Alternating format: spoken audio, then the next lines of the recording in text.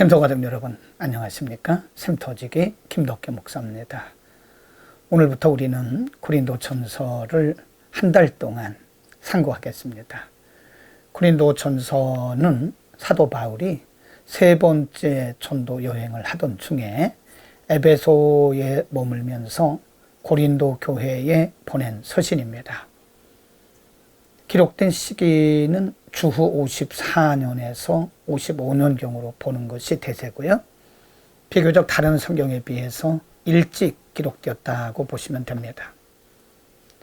사도 바울은 에베소에 머물면서 목회를 하고 있을 때에 고린도 교회가 여러 가지 문제를 직면하고 있다는 소식을 들었습니다. 그리고 직접 고린도 교회로부터 이런 경우에는 어떻게 문제를 해결해야 되는지 여러 가지 질문들을 받은 것 같습니다. 그래서 고린도 교회의 문제를 해결하기 위해서 답신 형태로 보낸 서신이 고린도 전서입니다. 고린도 교회는 비교적 다른 교회에 비해서 문제가 많았던 것처럼 보이고요. 그래서 우리는 고린도 서신을 상고하면서 교회 안에 어떤 문제들이 일어날 수 있고 또 교회 안에 문제가 일어났을 때는 어떻게 그 문제들을 해결해야 하는지를 배울 수 있습니다. 지상에 있는 교회는 고린도 교회뿐만 아니라 불완전한 교회이기 때문에 불완전한 성도들이 모여서 예수님의 오시는 그날까지 점점 거룩해져가는 성숙되어져가는 단계에 있기 때문에 어떤 교회든 문제가 다 있을 수 있습니다. 그래서 우리는 고린도 전서를 공부하면서 교회 안에 어떤 문제가 있을 수 있고 또 그런 문제가 발생했을 때는 어떻게 해결해야 되는지도 배울 수 있습니다. 오늘은 고린도전서 1장 1절부터 9절 말씀인데요. 서론에 해당된다고 봅니다. 1절에 보면 사도 바울은 자신의 사도됨에 대해서 이렇게 언급하고 있습니다. 하나님의 뜻을 따라 그리스도 예수의 사도된 바울, 또 사도로 부름을 입은 바울이라고 소개를 하고 있습니다.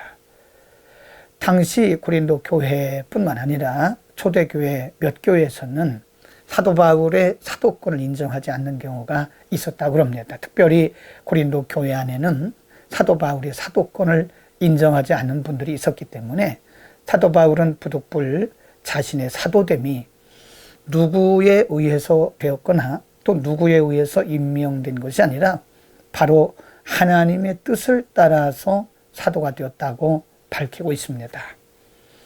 사도 바울이 복음을 전하는 현장에서 수없이 많은 사람들로부터 조롱도 받고 오해도 받고 때로는 많은 어려움들이 있었음에도 불구하고 주의 사역을 끝까지 감당할 수 있었던 것은 하나님으로부터 부름을 받았다고 하는 부름에 대한 분명한 확신이었습니다. 오늘날도 우리가 복음을 전하는 복음 현장에서나 또는 우리의 삶의 현장에서 여러 가지 어려운 일을 만날 때 그럼에도 불구하고 우리가 넉넉히 이길 수 있는 것은 우리를 부르신 하나님의 부르심에 대한 확신이 있어야 된다고 하는 것입니다. 하나님의 부르심에 대한 확신이 있을 때 우리는 사람들의 말에 흔들리지 않을 수 있습니다.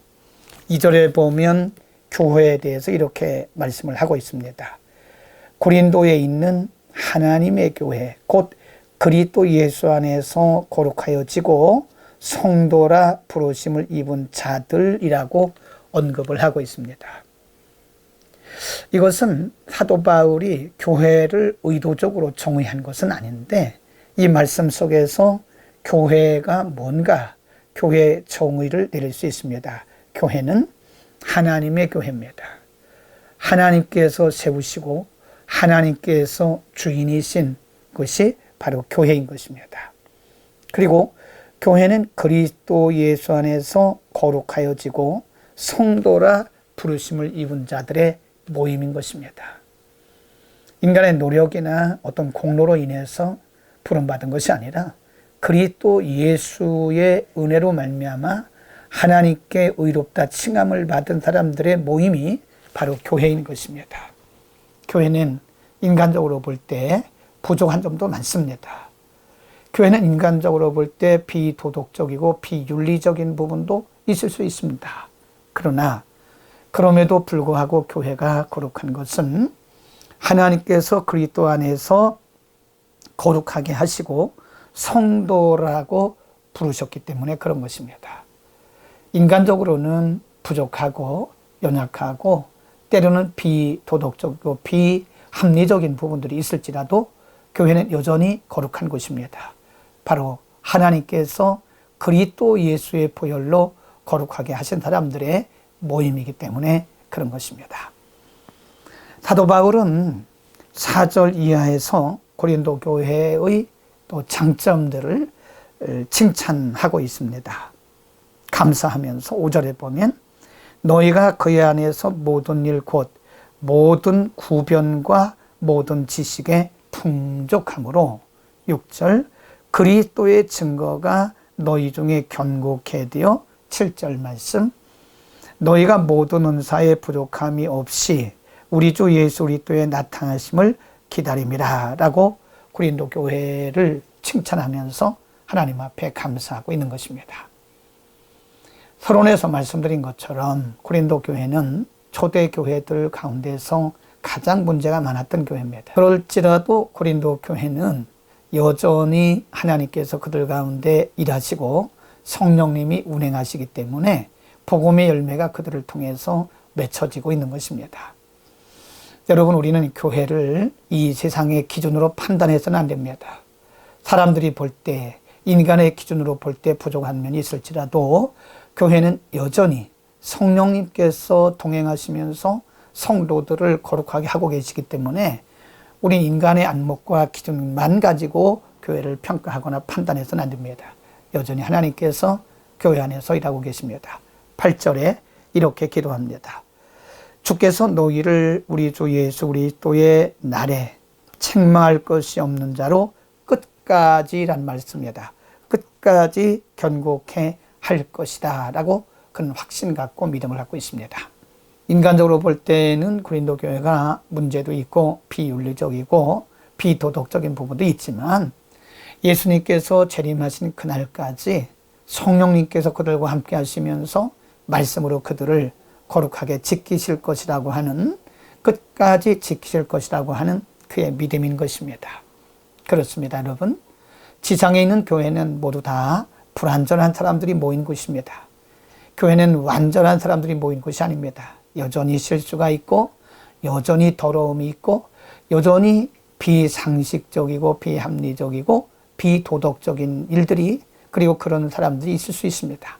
그러나 그럼에도 불구하고 하나님의 교회요 그리스도께서 머리가 되시는 교회이기 때문에 예수님이 오시는 그날까지 교회를 방치하지 아니하시고 하나님의 말씀과 성령의 역사를 통해서 지켜가시고 거룩하게 할 것입니다. 우리는 인간의 안목으로 교회를 바라보지 말고 하나님께서 함께 하시고 말씀과 성령이 운행하고 계시는 하나님의 교회인 것을 믿기를 바랍니다. 여전히 그분은 교회 안에서 운행하고 계십니다. 기도하겠습니다. 거룩하신 우리 아버지, 수많은 사람들 가운데 특별히 뽑아서 하나님의 자녀라 인치신 그리고 불러 모으신 하나님의 교회에 하나님의 귀한 성령의 역사와 말씀을 통해서 날마다 복음의 열매를 맺게 하시고 하나님의 거룩한 형상을 이루도록 역사하고 계심을 믿습니다. 하나님, 우리에게 교회가 얼마나 소중하고 하나님께서 얼마나 사랑하시는지를 알게 하소서. 인간의 관점으로 교회를 바라보지 말게 하시고 그럼에도 불구하고 여전히 하나님이 일하시는 교회로 바라보고 소중히 여기는 아름다운 믿음을 우리에게 허락하여 주옵소서.